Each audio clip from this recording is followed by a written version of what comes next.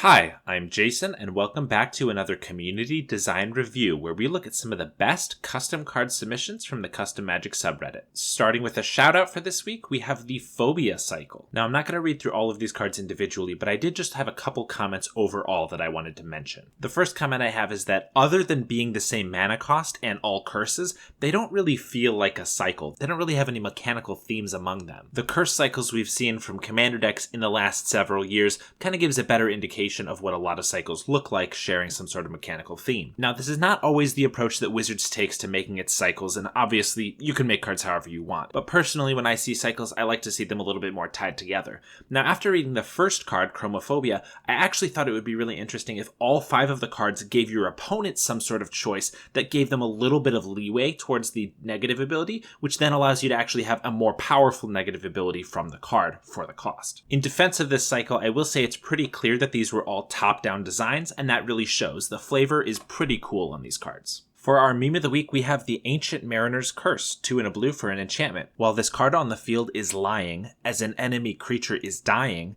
its owner may pay 2 if they decline 2, gain a 1/1 albatross with flying. Based on the AABBA rhyme scheme, and the fact that this is evidently anapestic trimeter, we can determine that this poem is in fact a limerick. Unfortunately, they're missing an unstressed syllable here, and these 2 words are stressed oppositely of what they should be. On top of that, this card isn't even a curse. In the wise words of a great philosopher, not good enough, F-.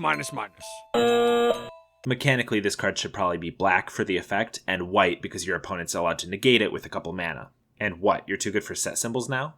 Moving on to our top 5 for this week, we have Adia, 10th District Detective, Adia, 1 white blue for a 2/3 legendary creature human wizard soldier. Whenever a creature you control dies, investigate. Whenever you sacrifice a clue, you may pay 2 and a white. If you do, create a white aura enchantment token named Arrest attached to a creature an opponent controls.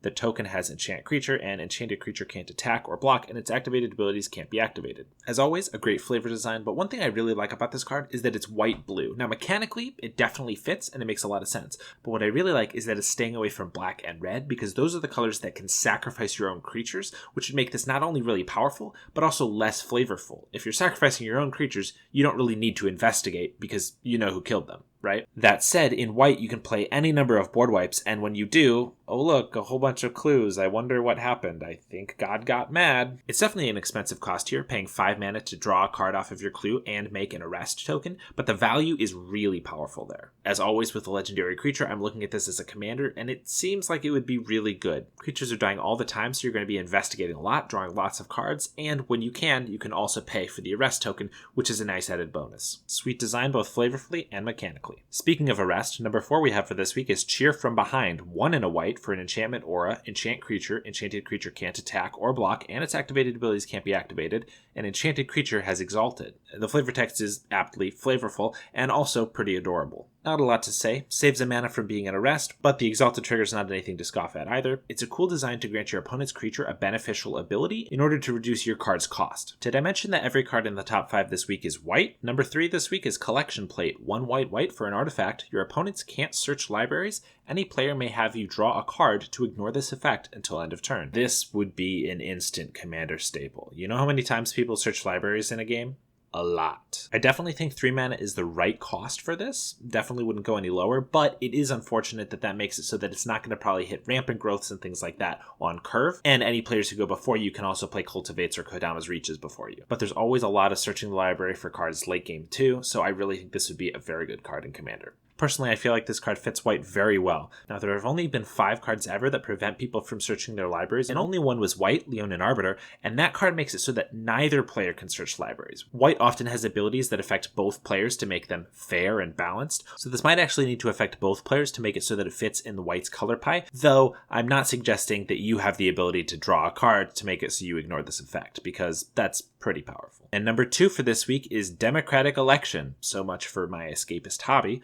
3 and a white for a sorcery with Undaunted and Will of the Council. Starting with you, each player votes for a player. The player of your choice among all players with the most votes becomes the monarch. Exile Democratic Election with 4 time counters on it. Suspend 4 for a white. Now the wording's a little challenging here with the player of your choice among all players with the most votes becomes the monarch, but basically that just means in case of a tie, you get to decide the winner of those people tied. This sorcery has 3 keywords/ability words on it, And I must say, it is still one of the most elegantly designed cards I've seen. Super flavorful and just all around really well thought out. As far as the card mechanically, I would never play this. It's absolute garbage. You're putting a card in your deck to maybe become the Monarch. You have about a 1 in 4 chance, and that's if people don't just spite you by voting for a single player if you are, doing well. I guess it's good when you're behind because people might pity you, but, that's it. And I guess you get it every 4 turns, but there's no guarantee you're going to become the Monarch any of those times. So bad card, sweet design. And number 1 for this week is Silent Assassination. 1 white-black for an instant. Destroy target creature. Its death doesn't cause abilities to trigger. This is a Mortify that can't hit enchantments, and because it can't hit enchantments, it gets the ability to prevent all triggers that would happen from that creature dying. Now, I'm not sure the wording on this card is quite proper, but that said, it's probably a lot more elegant than what Wizards of the Coast would actually print on a card like this. Destroy target creature. If that creature dying would cause 1 or more abilities to trigger, then those abilities don't trigger instead. Really well designed and some sweet artwork chosen as well. Thanks so much for watching. If you enjoyed this video, be sure to like and subscribe. We'll be back next Tuesday with another community design review. And if you have any cards that you'd like to submit to the Custom Magic subreddit, preferably non-white cards, then that would be great. I understand that white needs a lot of good cards in real Magic, but in Custom Magic, it has plenty. I haven't seen a red custom card in months.